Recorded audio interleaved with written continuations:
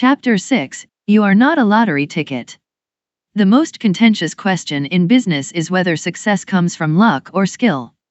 What do successful people say?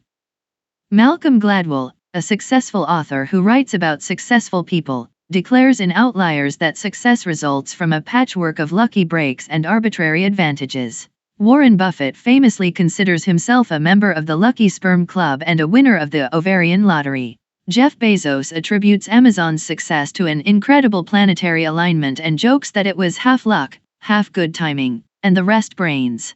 Bill Gates even goes so far as to claim that he was lucky to be born with certain skills, though it's not clear whether that's actually possible. Perhaps these guys are being strategically humble. However, the phenomenon of serial entrepreneurship would seem to call into question our tendency to explain success as the product of chance. Hundreds of people have started multiple multimillion-dollar businesses.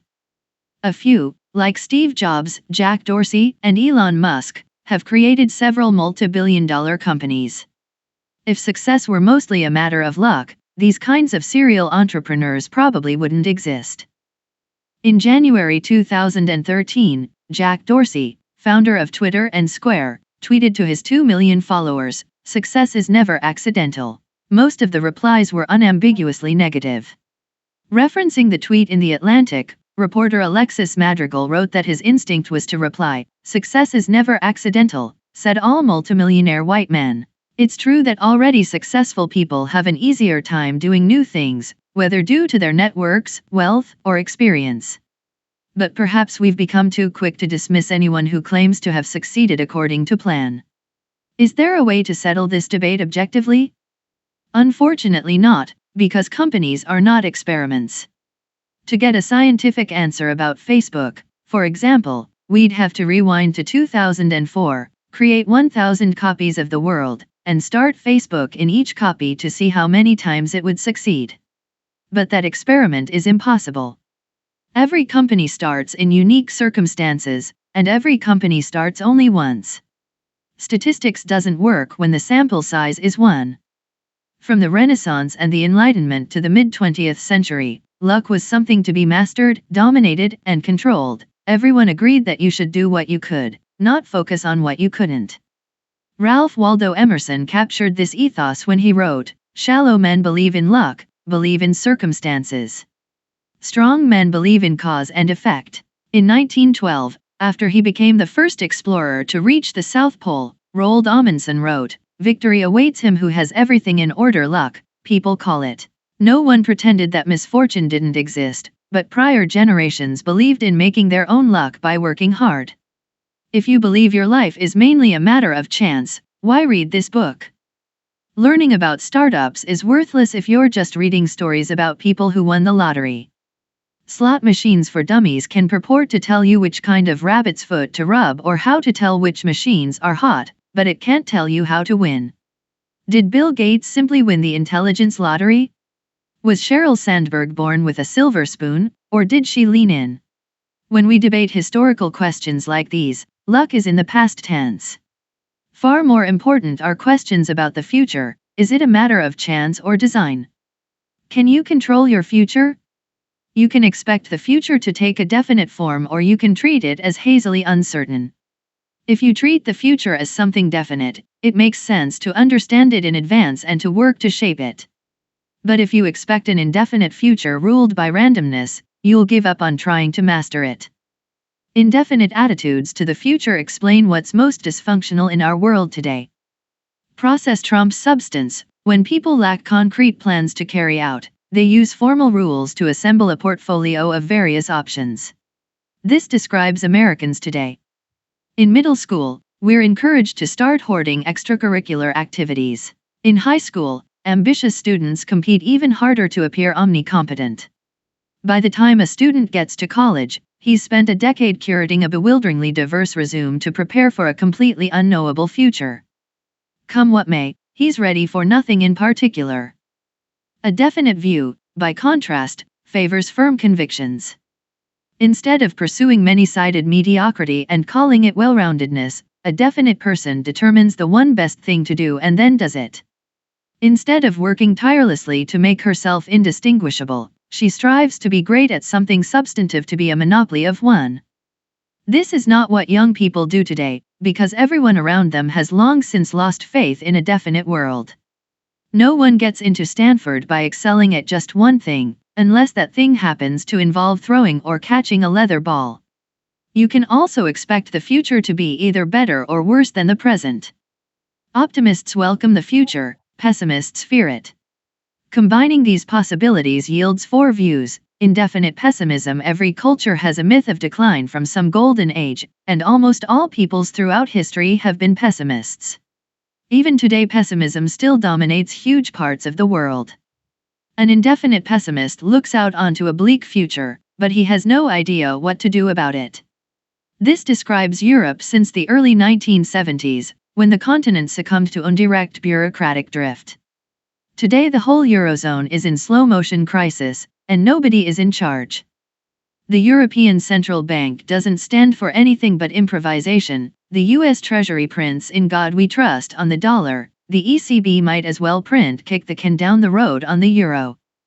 Europeans just react to events as they happen and hope things don't get worse. The indefinite pessimist can't know whether the inevitable decline will be fast or slow, catastrophic or gradual. All he can do is wait for it to happen, so he might as well eat, drink, and be merry in the meantime, hence Europe's famous vacation mania. Definite pessimism. A definite pessimist believes the future can be known, but since it will be bleak, he must prepare for it. Perhaps surprisingly, China is probably the most definitely pessimistic place in the world today. When Americans see the Chinese economy grow ferociously fast, 10% per year since 2000, we imagine a confident country mastering its future. But that's because Americans are still optimists, and we project our optimism onto China. From China's viewpoint, economic growth cannot come fast enough. Every other country is afraid that China is going to take over the world. China is the only country afraid that it won't. China can grow so fast only because its starting base is so low. The easiest way for China to grow is to relentlessly copy what has already worked in the West. And that's exactly what it's doing, executing definite plans by burning ever more coal to build ever more factories and skyscrapers. But with a huge population pushing resource prices higher, there's no way Chinese living standards can ever actually catch up to those of the richest countries, and the Chinese know it. This is why the Chinese leadership is obsessed with the way in which things threaten to get worse. Every senior Chinese leader experienced famine as a child, so when the Politburo looks to the future, disaster is not an abstraction. The Chinese public, too, knows that winter is coming. Outsiders are fascinated by the great fortunes being made inside China, but they pay less attention to the wealthy Chinese trying hard to get their money out of the country. Poorer Chinese just save everything they can and hope it will be enough. Every class of people in China takes the future deadly seriously. Definite optimism. To a definite optimist, the future will be better than the present if he plans and works to make it better. From the 17th century through the 1950s and 60s, definite optimists led the Western world. Scientists, engineers, doctors, and businessmen made the world richer, healthier, and more long-lived than previously imaginable. As Karl Marx and Friedrich Engels saw clearly, the 19th century business class created more massive and more colossal productive forces than all preceding generations together. Subjection of nature's forces to man, machinery, application of chemistry to industry and agriculture, steam navigation, railways, electric telegraphs, clearing of whole continents for cultivation, canalization of rivers, whole populations conjured out of the ground. What earlier century had even a presentiment that such productive forces slumbered in the lap of social labor? Each generation's inventors and visionaries surpassed their predecessors. In 1843, the London public was invited to make its first crossing underneath the River Thames by a newly dug tunnel. In 1869, the Suez Canal saved Eurasian shipping traffic from rounding the Cape of Good Hope. In 1914, the Panama Canal cut short the route from Atlantic to Pacific. Even the Great Depression failed to impede relentless progress in the United States, which has always been home to the world's most far-seeing definite optimists. The Empire State Building was started in 1929 and finished in 1931. The Golden Gate Bridge was started in 1933 and completed in 1937. The Manhattan Project was started in 1941 and had already produced the world's first nuclear bomb by 1945. Americans continued to remake the face of the world in peacetime. The interstate highway system began construction in 1956, and the first 20,000 miles of road were open for driving by 1965. Definite planning even went beyond the surface of this planet. NASA's Apollo program began in 1961 and put 12 men on the moon before it finished in 1972. Bold plans were not reserved just for political leaders or government scientists. In the late 1940s, a Californian named John Reber set out to reinvent the physical geography of the whole San Francisco Bay Area. Reber was a schoolteacher, an amateur theater producer, and a self-taught engineer. Undaunted by his lack of credentials, he publicly proposed to build 2 huge dams in the bay, construct massive freshwater lakes for drinking water and irrigation, and reclaim 20,000 acres of land for development. Even though he had no personal authority, people took the Reber plan seriously. It was endorsed by newspaper editorial boards across California. The U.S. Congress held hearings on its feasibility. The Army Corps of Engineers even constructed a 1.5-acre scale model of the bay in a cavernous Sausalito warehouse to simulate it. These tests revealed technical shortcomings, so the plan wasn't executed. But would anybody today take such a vision seriously in the first place? In the 1950s, people welcomed big plans and asked whether they would work. Today, a grand plan coming from a schoolteacher would be dismissed as crankery, and a long-range vision coming from anyone more powerful would be derided as hubris. You can still visit the Bay model in that Sausalito warehouse, but today it's just a tourist attraction. Big plans for the future have become archaic curiosities. In the 1950s, Americans thought big plans for the future were too important to be left to experts. Indefinite optimism. After a brief pessimistic phase in the 1970s, indefinite optimism has dominated American thinking ever since 1982, when a long bull market began and finance eclipsed engineering as the way to approach the future. To an indefinite optimist, the future will be better, but he doesn't know how exactly, so he won't make any specific plans. He expects to profit from the future but sees no reason to design it concretely. Instead of working for years to build a new product, indefinite optimists rearrange already invented ones. Bankers make money by rearranging the capital structures of already existing companies.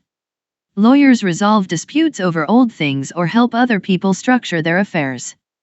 And private equity investors and management consultants don't start new businesses, they squeeze extra efficiency from old ones with incessant procedural optimizations. It's no surprise that these fields all attract disproportionate numbers of high-achieving Ivy League optionality chasers. What could be a more appropriate reward for 2 decades of resume building than a seemingly elite, process-oriented career that promises to keep options open? Recent graduates' parents often cheer them on the established path. The strange history of the baby boom produced a generation of indefinite optimists so used to effortless progress that they feel entitled to it. Whether you were born in 1945 or 1950 or 1955, things got better every year for the first 18 years of your life, and it had nothing to do with you. Technological advance seemed to accelerate automatically, so the boomers grew up with great expectations but few specific plans for how to fulfill them.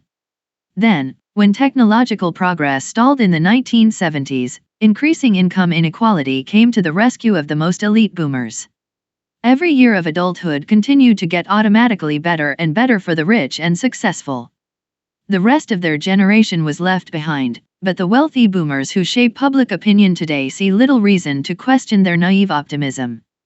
Since tracked careers worked for them, they can't imagine that they won't work for their kids, too.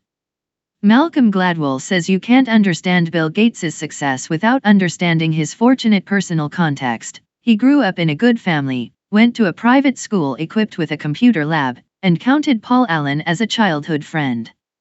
But perhaps you can't understand Malcolm Gladwell without understanding his historical context as a boomer, born in 1963. When baby boomers grow up and write books to explain why one or another individual is successful, They point to the power of a particular individual's context as determined by chance. But they miss the even bigger social context for their own preferred explanations. A whole generation learned from childhood to overrate the power of chance and underrate the importance of planning. Gladwell at first appears to be making a contrarian critique of the myth of the self-made businessman, but actually his own account encapsulates the conventional view of a generation. Our indefinitely optimistic world, indefinite finance, while a definitely optimistic future would need engineers to design underwater cities and settlements in space. An indefinitely optimistic future calls for more bankers and lawyers. Finance epitomizes indefinite thinking because it's the only way to make money when you have no idea how to create wealth. If they don't go to law school, bright college graduates head to Wall Street precisely because they have no real plan for their careers. And once they arrive at Goldman, they find that even inside finance, everything is indefinite. It's still optimistic you wouldn't play in the markets if you expected to lose, but the fundamental tenet is that the market is random, you can't know anything specific or substantive, diversification becomes supremely important. The indefiniteness of finance can be bizarre. Think about what happens when successful entrepreneurs sell their company. What do they do with the money? In a financialized world, it unfolds like this: the founders don't know what to do with it, so they give it to a large bank. The bankers don't know what to do with it, so they diversify by spreading it across a portfolio of institutional investors. Institutional investors don't know what to do with their managed capital, so they diversify by amassing a portfolio of stocks. Companies try to increase their share price by generating free cash flows. If they do, they issue dividends or buy back shares, and the cycle repeats. At no point does anyone in the chain know what to do with money in the real economy. But in an indefinite world, people actually prefer unlimited optionality. Money is more valuable than anything you could possibly do with it. Only in a definite future is money a means to an end, not the end itself. Indefinite politicians have always been officially accountable to the public at election time, but today they are attuned to what the public thinks at every moment. Modern polling enables politicians to tailor their image to match pre-existing public opinion exactly, so for the most part, they do. Nate Silver's election predictions are remarkably accurate, but even more remarkable is how big a story they become every 4 years. We are more fascinated today by statistical predictions of what the country will be thinking in a few weeks' time than by visionary predictions of what the country will look like 10 or 20 years from now. And it's not just the electoral process, the very character of government has become indefinite, too. The government used to be able to coordinate complex solutions to problems like atomic weaponry and lunar exploration. But today, after 40 years of indefinite creep, the government mainly just provides insurance. Our solutions to big problems are Medicare, Social Security, and a dizzying array of other transfer payment programs. It's no surprise that entitlement spending has eclipsed discretionary spending every year since 1975. To increase discretionary spending, we'd need definite plans to solve specific problems. But according to the indefinite logic of entitlement spending, we can make things better just by sending out more checks. Indefinite philosophy. You can see the shift to an indefinite attitude not just in politics but in the political philosophers whose ideas underpin both left and right. The philosophy of the ancient world was pessimistic. Plato, Aristotle, Epicurus, and Lucretius all accepted strict limits on human potential. The only question was how best to cope with our tragic fate. Modern philosophers have been mostly optimistic. From Herbert Spencer on the right and Hegel in the center to Marx on the left, the 19th century shared a belief in progress.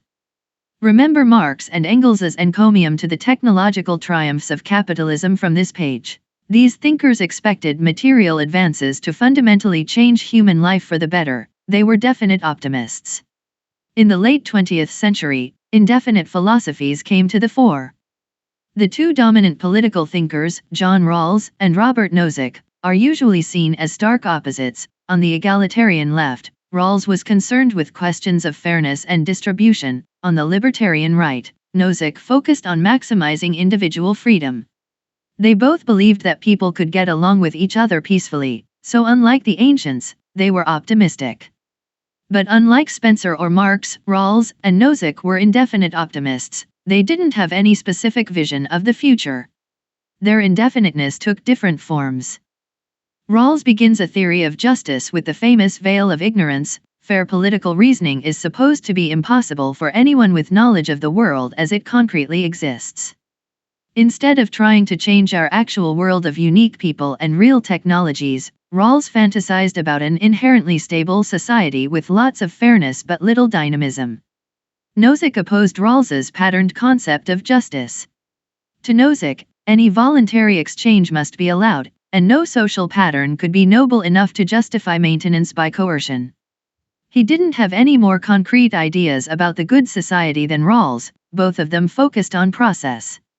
Today, we exaggerate the differences between left liberal egalitarianism and libertarian individualism because almost everyone shares their common indefinite attitude. In philosophy, politics, and business, too, arguing over process has become a way to endlessly defer making concrete plans for a better future. Indefinite life. Our ancestors sought to understand and extend the human lifespan. In the 16th century, conquistadors searched the jungles of Florida for a fountain of youth. Francis Bacon wrote that the prolongation of life should be considered its own branch of medicine and the noblest.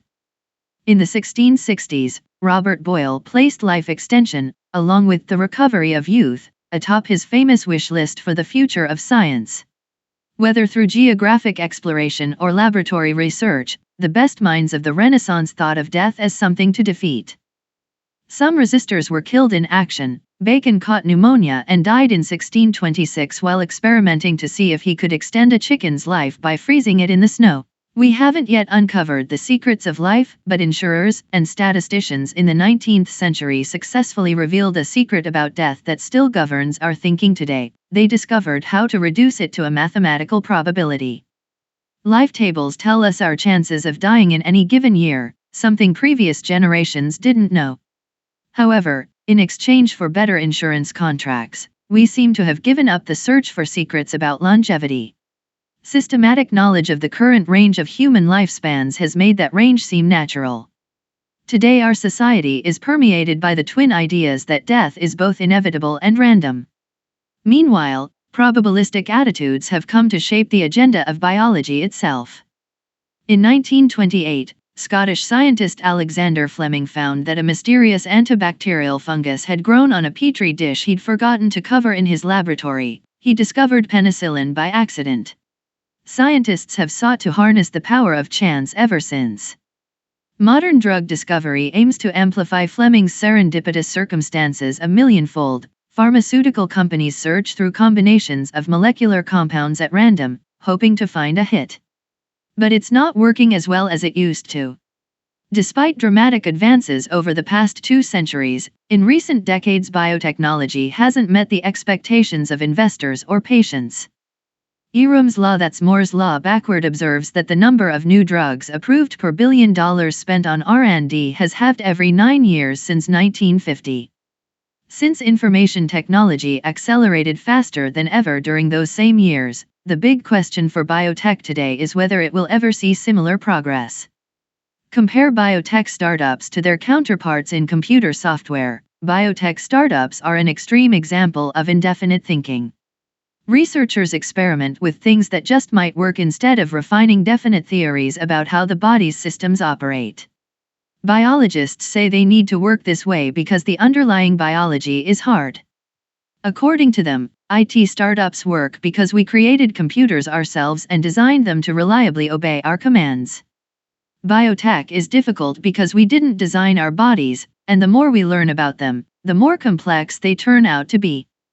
But today it's possible to wonder whether the genuine difficulty of biology has become an excuse for biotech startups' indefinite approach to business in general.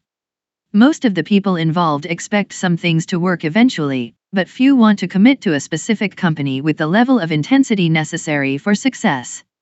It starts with the professors who often become part-time consultants instead of full-time employees, even for the biotech startups that begin from their own research. Then everyone else imitates the professor's indefinite attitude. It's easy for libertarians to claim that heavy regulation holds biotech back, and it does, but indefinite optimism may pose an even greater challenge for the future of biotech. Is indefinite optimism even possible? What kind of future will our indefinitely optimistic decisions bring about? If American households were saving, at least they could expect to have money to spend later. And if American companies were investing, they could expect to reap the rewards of new wealth in the future. But U.S. households are saving almost nothing. And U.S. companies are letting cash pile up on their balance sheets without investing in new projects because they don't have any concrete plans for the future. The other three views of the future can work. Definite optimism works when you build the future you envision. Definite pessimism works by building what can be copied without expecting anything new. Indefinite pessimism works because it's self-fulfilling. If you're a slacker with low expectations, they'll probably be met. But indefinite optimism seems inherently unsustainable. How can the future get better if no one plans for it? Actually, most everybody in the modern world has already heard an answer to this question. Progress without planning is what we call evolution. Darwin himself wrote that life tends to progress without anybody intending it. Every living thing is just a random iteration on some other organism, and the best iterations win. Darwin's theory explains the origin of trilobites and dinosaurs, but can it be extended to domains that are far removed? Just as Newtonian physics can't explain black holes or the Big Bang, it's not clear that Darwinian biology should explain how to build a better society or how to create a new business out of nothing. Yet in recent years Darwinian, or pseudo-Darwinian, metaphors have become common in business. Journalists analogize literal survival in competitive ecosystems to corporate survival in competitive markets. Hence all the headlines like digital Darwinism, .com Darwinism, and survival of the clickiest. Even in engineering-driven Silicon Valley, the buzzwords of the moment call for building a lean startup that can adapt and evolve to an ever-changing environment. Would-be entrepreneurs are told that nothing can be known in advance. We're supposed to listen to what customers say they want, make nothing more than a minimum viable product, and iterate our way to success. But leanness is a methodology, not a goal. Making small changes to things that already exist might lead you to a local maximum, but it won't help you find the global maximum. You could build the best version of an app that lets people order toilet paper from their iPhone. But iteration without a bold plan won't take you from 0 to 1. A company is the strangest place of all for an indefinite optimist. Why should you expect your own business to succeed without a plan to make it happen? Darwinism may be a fine theory in other contexts, but in startups, intelligent design works best. The return of design. What would it mean to prioritize design over chance? Today, good design is an aesthetic imperative, and everybody from slackers to yuppies carefully curates their outward appearance. It's true that every great entrepreneur is first and foremost a designer. Anyone who has held an iDevice or a smoothly machined MacBook has felt the result of Steve Jobs' obsession with visual and experiential perfection. But the most important lesson to learn from Jobs has nothing to do with aesthetics. The greatest thing Jobs designed was his business. Apple imagined and executed definite multi-year plans to create new products and distribute them effectively. Forget minimum viable products. Ever since he started Apple in 1976, Jobs saw that you can change the world through careful planning, not by listening to focus group feedback or copying others' successes. Long-term planning is often undervalued by our indefinite short-term world. When the first iPod was released in October 2001, industry analysts couldn't see much more than a nice feature for Macintosh users that doesn't make any difference to the rest of the world. Jobs planned the iPod to be the first of a new generation of portable post-PC devices, but that secret was invisible to most people. One look at the company's stock chart shows the harvest of this multi-year plan. The power of planning explains the difficulty of valuing private companies. When a big company makes an offer to acquire a successful startup, it almost always offers too much or too little. Founders only sell when they have no more concrete visions for the company, in which case the acquirer probably overpaid. Definite founders with robust plans don't sell, which means the offer wasn't high enough. When Yahoo offered to buy Facebook for $1 billion in July 2006, I thought we should at least consider it. But Mark Zuckerberg walked into the board meeting and announced, "Okay, guys, this is just a formality, it shouldn't take more than 10 minutes. We're obviously not going to sell here." Mark saw where he could take the company, and Yahoo didn't. A business with a good definite plan will always be underrated in a world where people see the future as random. You are not a lottery ticket. We have to find our way back to a definite future, and the Western world needs nothing short of a cultural revolution to do it. Where to start? John Rawls will need to be displaced in philosophy departments. Malcolm Gladwell must be persuaded to change his theories. And pollsters have to be driven from politics. But the philosophy professors and the Gladwells of the world are set in their ways, to say nothing of our politicians. It's extremely hard to make changes in those crowded fields, even with brains and good intentions. A startup is the largest endeavor over which you can have definite mastery. You can have agency not just over your own life, but over a small and important part of the world. It begins by rejecting the unjust tyranny of chance. You are not a lottery ticket. End of chapter 6.